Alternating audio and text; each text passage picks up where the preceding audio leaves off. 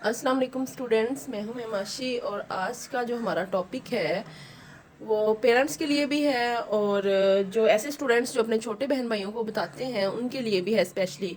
तो जब भी आपने छोटे स्टूडेंट्स को जो अभी सीख रहे हैं plus minus basic concept math के या डिवीजन सीख रहे हैं, मल्टीप्लाई सीख रहे हैं, तो आपने सबसे पहले उनके जो बेसिक कॉन्सेप्ट्स हैं मैथ के वो लाजमी क्लियर करवाने हैं। अगर आप उन्हें प्लस या माइनस सिखा रहे हैं तो सबसे पहले उनको काउंटिंग आनी चाहिए 1 से लेके 100 तक। फिर आपने रोज़ाना का आपने उन्हें एक टॉपिक देना है। ये नहीं करना आपने कि एक ही दफ़ा आप उसे प्लस भी सिखा रहे हैं, माइनस भी सिखा रहे हैं, डिवीजन भी सिखा रहे हैं, मल्टीप्लाई भी सिखा रहे हैं, क्योंकि वो अभी सीख रहे होते हैं। और अगर आप छोटी क्लासेस से ही अपने बच्चों के ये वाले कॉन्सेप्ट क्लियर कर दें तो इंशाल्लाह बड़ी क्लासेस में जाके उनको ऐसी कोई प्रॉब्लम नहीं बनेगी और उनके मैथ के जो बेसिक कॉन्सेप्ट्स हैं वो क्लियर हो जाएंगे। तो अगर मैं बात करूं कि आपने एक टाइम में उन्हें एक स्टेप सिखाना है, अगर आप प्लस सिखा रहे हैं तो आपने सिर्फ प्लस सिखाना है, अगर माइनस सिखा रहे हैं तो आपने माइनस सिखाना है। प्लस के लिए सबसे पहले आपने उसे ये वाले साइन की पहचान करवानी है कि प्लस का साइन ये होता है। और इसके लिए आप लोगों ने उन्हें बताना है कि प्लस के लिए आपने अगर दो लाइनें यूँ लगाई हैं तो इसका मतलब है इसको और इसको आपने जमा करके लिखना है, मतलब इकट्ठे बना के लिखना है। उसके लिए आपने पहले यहाँ पे लाइनें लगानी है। अगर ये 4 लिखा है तो 4 लाइनें लगा देनी है। और इसी तरह नीचे 3 लिखा है तो 1 2 3। अब आपने उन्हें बताना है कि आपने इन सब लाइनों को इकट्ठे आपने काउंट कर लेना है।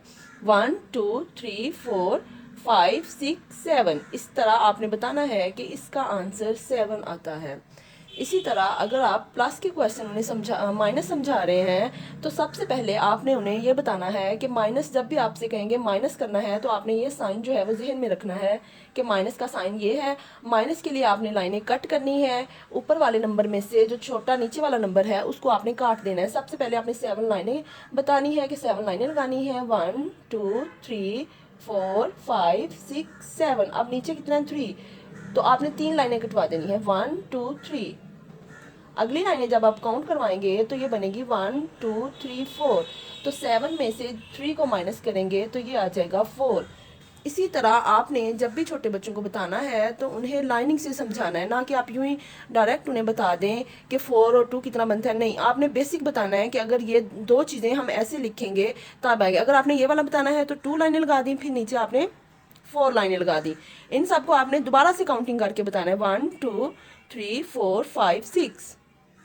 इसी तरह 5 के साथ आपने 5 लाइनें लगानी है और 3 के साथ आपने 3 लाइनें लगानी है और इन सबको दोबारा से आपने काउंट करके बताना है। 1 2 3 4 5 6 7 8। इसी तरह जब आपने माइनस वाला मेथड बताना है तो सबसे पहले ऊपर वाली लाइनें लगानी है आपने और जितने नीचे डिजिट हैं उतने आपने कट कर देने हैं। तो उसके बाद जो बचेंगी वो 2 लाइनें बचेंगी, वो आपने यहाँ पे लिख देनी है।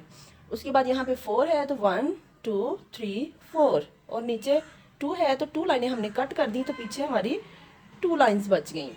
और इसी तरह आपने उन्हें ये भी बताना है कि अगर किसी में से ज़ीरो लाइन आप कट करें तो उसका मेथड ये है कि 1 2 3 4 5 6।